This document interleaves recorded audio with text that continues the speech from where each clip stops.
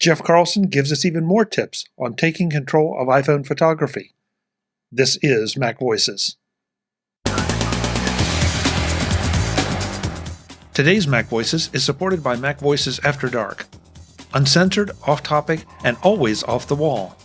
MacVoices After Dark is available as a benefit to our Patreon subscribers. Sign up at patreon.com/MacVoices. There's so many things I want to ask about, but I'm going to touch on one that I think I may be thinking wrong. I really want to hear your judgment on it, and that is the concept of digital zoom with the iPhone. Oh yeah, because our point and shoots, especially if you had a telephoto, one of the telephoto ones, it always has a little mark. This is how far you can go on actual optical zoom, and then you've got all this range over here for digital. And every time I've heard you or Kirk McElhearn or Mason or Derek Story in the past, it's always been, don't go to digital zoom because you'll just you'll get blocky. Yeah. Where do we stand right now as far as digital zoom on an iPhone? Well, okay. This is a very good question, especially like with the most recent iPhone 15 models. The general advice still stands. If you can avoid digital zoom, avoid it. Especially if you are, like you have an iPhone 15 Pro and you like that has a 3x telephoto zoom. And so you go to that, you're like, I really want to get closer.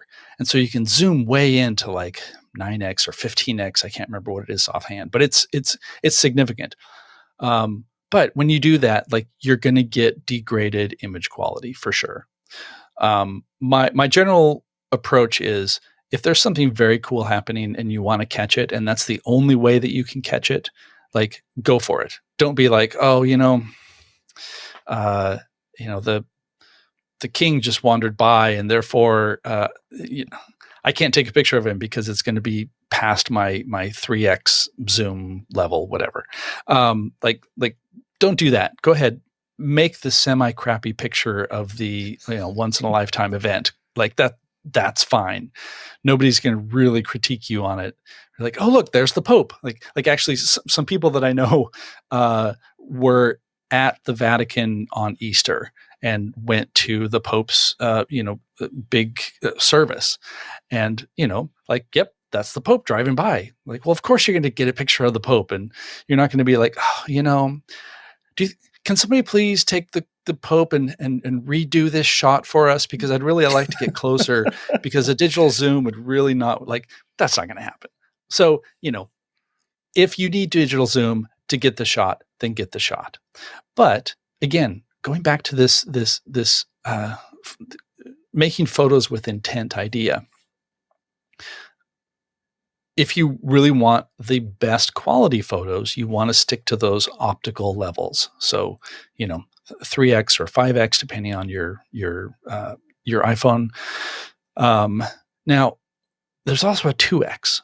Now, this is why I said this is really interesting with the newest models, because the default for the iPhone 15 and 15 Pro now is like, if you're not shooting 48 megapixels and you're not shooting RAW, you're just taking a picture at your little 1x zoom on the main camera. You take a picture. What you're going to get is a 24 megapixel image. And what's curious about that is the sensor for that camera, it's a 48 megapixel sensor. So you can get like the full resolution if you specify that. What it will also do is you can also get, so like when you're shooting RAW, you can get a 48 megapixel RAW or a 12 megapixel RAW. And the 12 comes from a process called pixel binning. And it basically takes like 4 of its little photo sites and treats them as one. And the idea being that will get you a little better light gathering ability. So you're going to have better light gathering ability, but a smaller overall resolution. So that would mean that you could either have a 48 megapixel image or a 12 megapixel image. And yet, when you don't have RAW and you don't have that specified, what you're going to get is a 24 megapixel image. And the way that's being done is a combination of taking that 12 megapixel shot, and then it also takes a 48 megapixel frame and combines the two. So the default that you're getting with every just regular shot technically is a digital zoom. It's a computationally processed combination of those two images. And you're like, but wait, didn't you just say like never use digital zoom? You're like, yes, you shouldn't try to extend that. But the technology has gotten so good. And the way Apple has done this is that by merging that 48 megapixel and the 12 megapixel into one 24 megapixel image, it's going to look really good. Like you're not going to look at that and say, ooh, that's digital zoom. Now, if you get super close, I think with any, honestly, any iPhone picture, if you pixel peep at the really, really fine level, you're going to see artifacts that show that this is a picture from a smartphone that has a very, very tiny, tiny sensor. But, for 99% of the time, that 24 megapixel image is going to look great. And you're not even going to have to think about it. And there are some people who will, like you can actually go and set so that you're only capturing 12 megapixels. Because this might be a more pure rendition, blah blah, whatever. Right? Yeah. For purists. Yeah, exactly. Yeah, like for some people, in fact, like I ran across a comment, I think just yesterday, where somebody was like, "Look, I've done a lot of testing with this, and 48 megapixels is great, but I find that the 12 megapixels is much better to me, and so I've just set it, and that's what I'm going to do." And yeah, absolutely. Fine. Do that. For most people, you're going to get a 24 megapixel HEIF image, which looks great. And it is digital zoom. It's computationally processed, but you're not going to care because it looks good. I didn't answer your question, did I? No. Yes, you did. You did. Because, I think this whole conversation just points to the fact that this is a book for someone who really wants to spend just a little bit of time and learning more about what the phone can do. If you're just a snapper, then you whip it out and whip out the phone and snap a picture. Then okay, you obviously have been satisfied. You're probably going to continue to be satisfied. But if you want to dig deeper into some of this, just like any photography, serious photography, or even quasi-serious photography. I don't want to make it sound like it's, it's voodoo and black magic and you're joining a priesthood. It's just that, you desire to get a better image. And some of the things you've said here today I feel like they're automatically going to get me better images because I'm going to know more about what the phone can do all by itself. Yeah. Yeah. Well, let me bring up one more thing if I can. Please. So this actually ties into the digital zoom, because one of the things that I ran into specifically with the 15, but like it must have been there for the 14 and 13, is as you're shooting, you are making choices about which camera you're using, right? So you think, I want something to be ultra wide, and you do the 0.5x zoom, and that activates the ultra wide camera, or you do the your 3x zoom or 5x zoom, and that's the telephoto camera. And then you have the main camera. Oh, and we didn't even talk about how the iPhone 15 Pro also has like the little 24 and 27 and 35 millimeter variants of the 1X. So it's like 1.2, and 1.5, I think, which is also digital zoom, which also looks good. But anyway, so you're dealing with separate cameras, right? So we're introducing more complexity.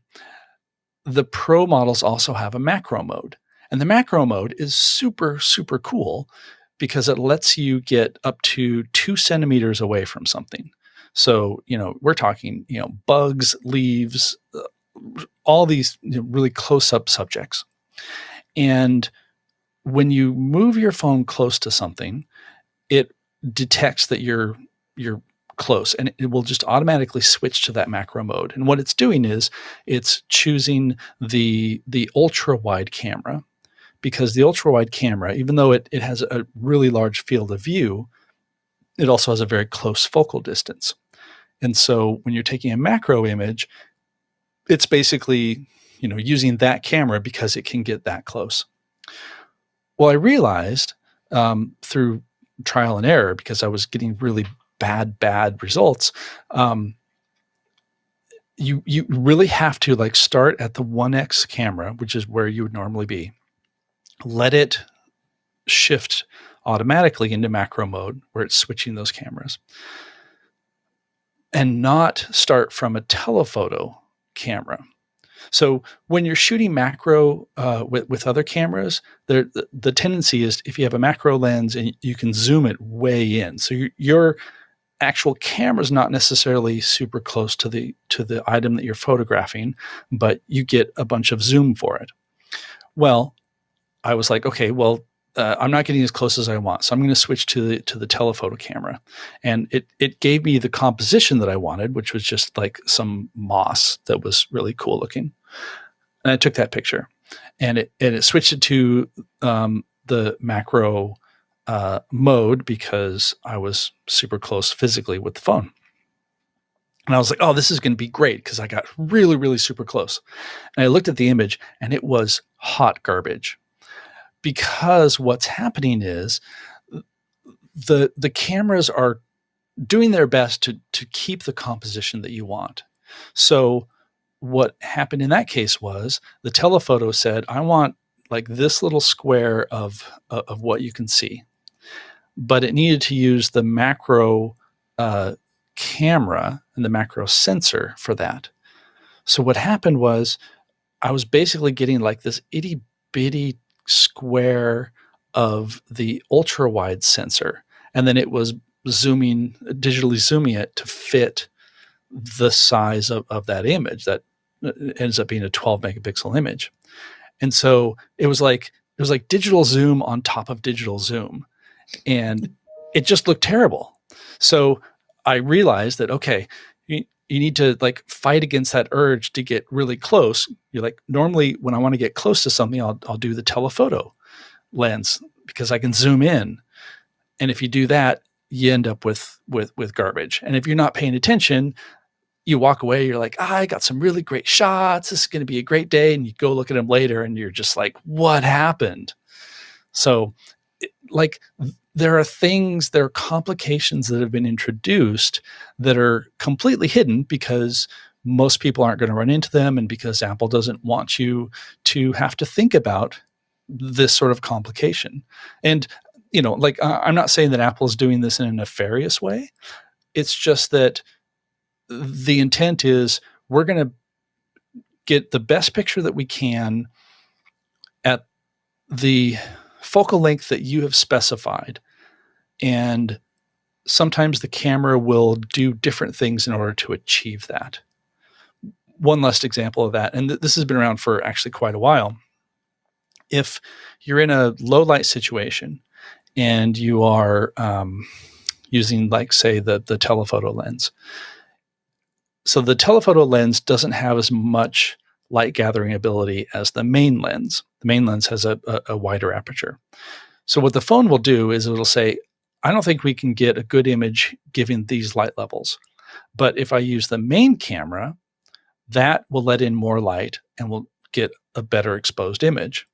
So it will just automatically use the main camera instead of the telephoto camera, but it will end up cropping that image in order to match the same field of view that you had with the telephoto. So then you end up with, again, a digitally zoomed image taken with the main camera, because it could handle light better. And there's nothing you can do about that other than, just try to,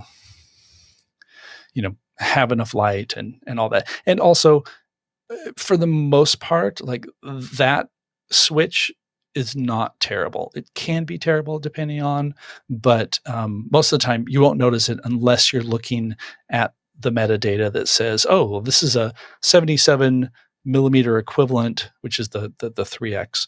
The Photos app will say this is a 77 millimeter shot, but it was shot with the main camera. And then you know that it's done that little switch. Everything I just said, most people are not going to even notice. But when you get just that one layer deep and you're like, what's going on? I want to make sure that I get the best quality I can out of this, amazing 48 megapixel system or sensor, using this expensive phone that I invested in. Knowing how some of this stuff works will lead to getting better images. One more thing I want to touch on, because I think that anyone that is interested in this book and is going to be interested in digital, in iPhone photography, especially after all the time we just spent on digital zoom, they're going to be tempted or look at some of the external lens systems. Now, I know you said you cover some external, I guess, software, because we were alluding to that. But where do some of these amazing external lens systems come into play? Do they actually enhance my experience? Do they change the way the iPhone looks at photos? Mm-hmm. As if the iPhone can think, but I think you know what I mean. Do you confuse the iPhone because you are adding these external lens systems? Yeah, that's a very good question. And it's not a topic that I went into in this book, partially because I didn't want to go too far afield, but partially because what's a good way to say this? I've used some external lenses and lens attachments and things that you clip on, you put over the lens. And what's out there now is certainly better than the last time I used some of these. And so like, I don't think the camera app is affected by it. I think it's just going to look through the lens and see, like if you have an add-on lens that gives you a wider field of view, but you're still using the main camera, it's still just going to evaluate the exposure that it sees in front of it and all of that. I've always just had trouble with those sort of things just because they're an extra thing, right? So, like I've had different, grips that you put on that tie in that to give you that camera grip sort of feel to it, and to have like a genuine shutter button. And they seem really cool, but it's a thing that I have to take out of my pocket and connect and put on. And that's great if you are being sort of like more hyper deliberate about what you're shooting. But I've always just found them to get in the way. I probably shouldn't admit that because there are some very good, there's a company called Moment, and they make really high quality glass, really, really good things that you can add. As predominantly a still photo shooter, it's always gotten in the way. And I think part of that is because I also have another camera with me at all times. And so if I want to get to that level, then I will pull out the other camera. Now, for video, this can be a different thing. I have a small section in the book that talks about, okay, there's a step up with video, because with video production and the cameras in the iPhone are absolutely capable of doing professional level video. We've seen them, Apple's been using them for recording some of their commercials and their keynotes. And there was an Olivia Rodrigo music video that was shot with an iPhone.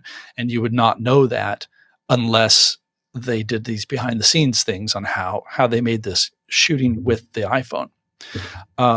But when you're doing that, when you've sort of jumped up to that level and you are shooting video, you're outputting to an external drive, recording Apple ProRes log formats, Then you have other things like you'll have a little camera rig or a little camera cage that will give you handholds, and you can mount lights on top of it, and you can attach hard drives to it, and you can have different lenses that will affect, like maybe you want something that has a more of a cinematic aspect ratio, and like that then just sort of gets into increasing levels of complexity. So like that is a thing. But I think for most people, and again, like I'm kind of falling into the trap of, not the trap, but falling into the idea of Apple, like I want this book to appeal to most people too. And I think most people really just want to take their phone out of their pocket and take pictures. And if they want to do something more than that, great. But as far as I know, like the lenses that you put on, they're very cool, but they're not going to affect the actual shooting experience. I think if I were to get something like that, I would be more inclined to not necessarily get a lens, but to get like an ND filter. I saw recently there's a company that has like a filter set that basically connects to the MagSafe magnet on the back, and then you can just that holds little filters, and the filters are in front of the camera array, so that you can have like a really dark scene, and then use one of the manual apps like Halide, for example, where you can say, no, I really want a 2-minute exposure of this waterfall. And that's what you would need in order to make this happen. So I don't know. That's a really long way of saying I didn't cover it in my book because I haven't found like accessories like that to be really useful, just because I don't want to have to assemble it every time I want to take pictures. And I go ahead. Sorry. Well, I was going to say, and I say that full well with the knowledge that I'm a photographer who has a bag of cameras and lenses and filters, and like I'm a total hypocrite. But I think with this use case, it's not been as compelling to me. And the reason I ask it again is because if somebody's into it, or if they're not into it and they just think, well, this is quick, I want I want more of a telephoto, or I want more zoom, then slap one of these on and you're good to go. So, and so I think, because I've had some experience with several of the different manufacturers, some I've had some really great experiences and some not so great. And so that's why I wanted to bring it up and just get you to touch on it, because I think it is something that if somebody's looking to improve their photography or take it to a little bit better level, you're going to be tempted by it at the very least. Yeah. And you're going to look at it. So, but Jeff, what's here? I mean, they need to start with your book. Forget the external stuff right now. Just start with the book, because you've already just pointed out a little sub menu to me that I knew was there. I just didn't know how to sum it up, and therefore I really have never used it to any extent. Now, there goes more time. Jeff's going to suck up all more of my time learning about this stuff. That's my job. Thanks. Where can well, we know where folks can find this. They can find it at takecontrolbooks.com. How much is it, and any bundles going on that you know of? Oh, I don't know about any bundles. It's $13.99. It's about 130 some pages. I'd have to go back and look. And I think doing some sort of a bundle would be a great idea. But I don't know if Joe has that planned, but maybe in the future. So takecontrol.com. And I don't know. It's a good.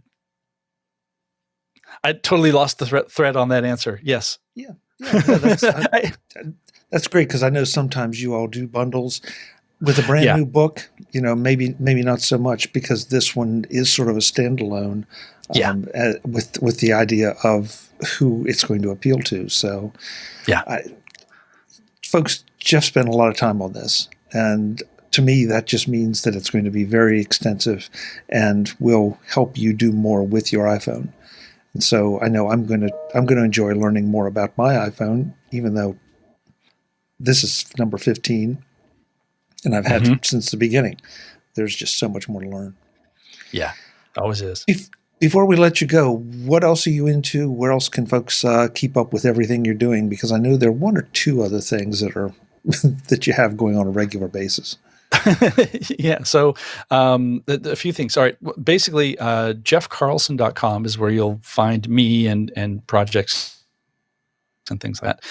I have 2 podcasts that I co-host, Photo Active, which with Kirk McLaren, photo related, and then with Mason Marsh, Photo Combobulate, which is another photo podcast where we are taking complicated things and breaking them down. We recently had an amazing guest, Roberto Valenzuela, who is a professional wedding photographer. And so talking a lot about that and a new book that he just put out by Rocky Nook. Speaking of Rocky Nook, I have a book on Lightroom, the Adobe Lightroom course and compendium that is out now. And besides that, freelancing, writing for DP Review, and of course my other Take Control books.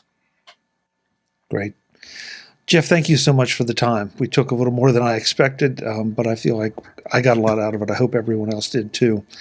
Again, TakeControlBooks.com. Go get Jeff's new book, Take Control of iPhone Photography, and improve your photos. Jeff, whenever the next project comes out or anything you want to talk about, you're always welcome. Sounds great. Thank you. I always love being on here. Folks, I'm Chuck Joyner. This is Mac Voices. We'll be back with more soon. Until then, and as always, thanks for watching. Visit MacVoices.com for show notes and to connect with Chuck on social media. Get involved in our Facebook group or like our Facebook page, and get more out of your Apple tech with Mac Voices Magazine, free on Flipboard and on the web. And if you find value in it all, consider supporting us through either our Patreon campaign at patreon.com/MacVoices or by making a one-time donation via the PayPal link on our front page and in the show notes of each episode. You will join these fine people who help bring you Mac Voices.